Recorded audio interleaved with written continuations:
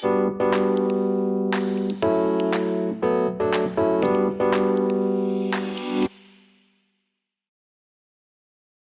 is a distinct honor to welcome our next presenter to the night, Lisa Barton of Keep Austin Fed. Lisa?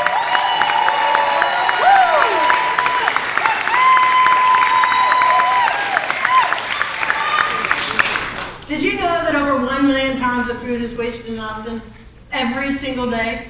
And when that food ends up in our landfills, it generates methane, the most potent of greenhouse gases. And then consider every gallon of water and every acre of land that goes into producing this wasted food. Every gallon of gas spent transporting it. And every dollar spent growing, harvesting, preparing, and packaging that food. So you can see that food waste has a huge economic and environmental impact. But that's not the end of the story of food waste here in Austin. Just as all this food ends up in our dumpsters, about 15% of our community suffers food insecurity. About a third of those are children. We need to build solutions for health equity in our city. Hi, my name is Lisa Barton, and I am the Executive Director for Keep Austin Fed. Our mission is to reduce hunger and help the environment by connecting surplus food with our neighbors in need.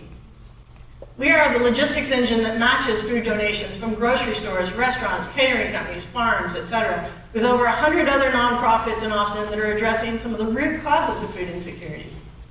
We are also the human power that transports this food from point A to point B with our network of volunteers. And we provide free mobile markets directly to communities that lack the ability to travel to a centralized location for food assistance. Through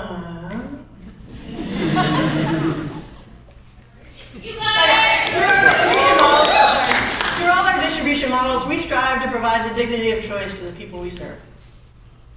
We focus primarily on healthier foods, such as fresh fruits and vegetables or prepared meals, and much of this requires temperature controls for food safety.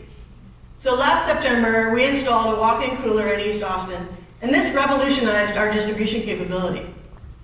The East Austin Cooler Hub provides for temporary safe storage and sorting of some of the food we receive, unpredictability being the very nature of surplus food. It also allows us to further reduce food waste by breaking down large donations into volumes and types of foods that are more manageable by our partners. In the last year, we've rescued over 1.2 million pounds of food, and about 30% of that has passed through this East Austin Hub. So you can see the value that is provided directly to our communities seeking food assistance.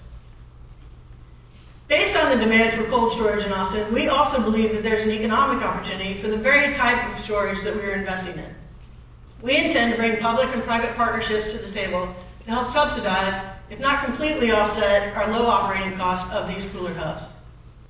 We also, with our strategically placed cooler hubs, it opens us up to opportunities such as contracts with the city or county in times of disaster, or maybe short-term leasing for small food entrepreneurs or urban farms that have high seasonal crop yields. So it's clear that our East Austin Hub has strengthened our ability to tackle hunger here in Austin. Now we're looking for $75,000 to replicate this success in South Austin. This will allow us to increase our food rescue capacity and reduce our carbon footprint, while providing more equitable and safe food distribution to underserved communities. And it can all be done in a financially sustainable and scalable way. So judges, audience, who wants to chill with us and keep Austin fed?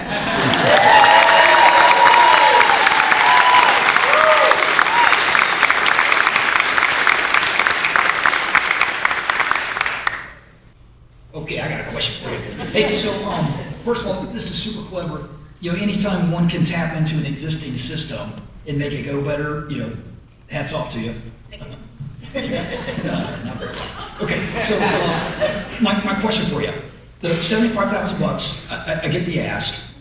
When you're serving this food, moving this food as a logistics operation, how do you envision the funding? You know, like forever. How far does the 75 take you?